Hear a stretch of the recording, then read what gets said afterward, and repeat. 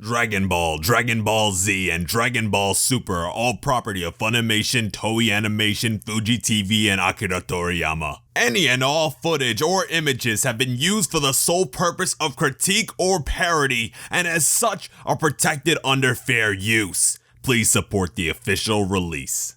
Hey, how are you? I'm SliceofOtaku, and Bulma is pregnant with Vegeta's second child. Another half Saiyan will be added to the roster, and this child will most likely be Bulla, otherwise known as Bra, which should come as no surprise considering she is present in the final chapter of the Dragon Ball Z manga and the final 3 episodes of the Dragon Ball Z series along with Pan. She's also present in GT, which, despite not being canon, has actually had some influence on Dragon Ball Super. So for me, there's no doubt that this baby will be Bulla, but I have been wondering just how powerful this character could potentially be.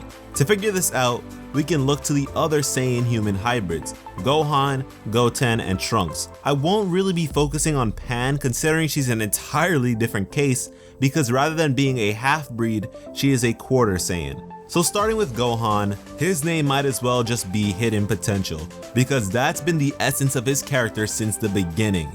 And at times when his potential power is properly harnessed, he has been stronger than his full Saiyan father, Goku.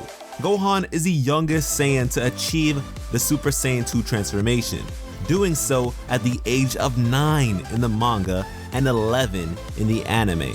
So, half Saiyans seem to have this incredible inner power that is seemingly balanced out by their lack of attraction towards combat. It's also important to note that Gohan is the only half Saiyan to have had a tail, which leads us to the cases of Goten and Trunks. Goten and Trunks were born without tails, which according to the 4th Daizenshu makes them super ultra child prodigies. And if you're not familiar, the Daizenshu are a 7-book series of official encyclopedias for the Dragon Ball series.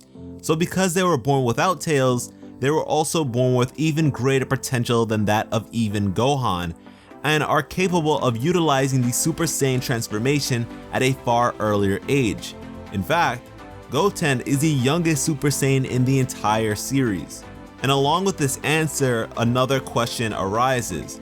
Is the lack of a Saiyan tail a genetic rarity or something that can be predicted? Well, we can look at this in one of 2 ways. Either we can approach this as a bunch of amateur scientists under the delusion that Toriyama would even bother including scientific backing in his work, or we can look at this from a writing standpoint. I think I'll take the latter. By removing Saiyan tails and allowing this next generation of Saiyans to easily unlock the Super Saiyan transformation, you don't have to bother raising these characters from the ground up. If this wasn't the case, the whole Gotenks versus Majin Buu scenario wouldn't have been even a possibility. To make sense of this in canon, we can reference the point of their conceptions. Goku was several times more powerful at the time of Goten's conception than he was at the time of Gohan's. And although we don't exactly know if Vegeta had achieved the Super Saiyan transformation before the conception of Trunks, we know that he was very powerful nonetheless. It seems like in Saiyan culture, social class is relative to power, which alludes to the fact that for Saiyans, power is hereditary, as low-powered Saiyans would have low-powered children, effectively keeping their bloodlines locked into the same social class. Which would make sense considering every Saiyan trait seems to be aimed towards the progression of power. By becoming a more powerful warrior, you create a better future for your offspring, slowly propelling the species to greater heights. So pretty much the stronger the Saiyan, the higher the initial base power of their children at birth will be. And once you reach a certain threshold, the tails are obsolete and children aren't born with tails anymore. So with all this in mind, Bulla will most likely be born with access to a pool of power far beyond that of any half Saiyan that we've ever seen. Think about the power difference between Vegeta at the point of Trunks' conception and the current Vegeta with access to God Ki. It's almost an unfathomable difference. But let me remind you, this only pertains to her potential. We don't actually know if she'll ever even utilize this or even have a need to.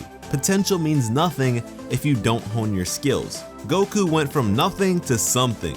Gohan was born with incredible potential, but stopped honing his skills and has since stagnated. Potential is a good starting point, but if you do nothing with it, you'll just be stuck in the same place forever. So my question for you is, will Vegeta push Bulla to train like he has with Trunks, or will the mighty Prince of all Saiyans bow to his little princess? Let me know in the comments along with your thoughts on anything else I might have said. And be sure to share this video with anyone you see great potential in. Thanks for watching and have an awesome day. I love you.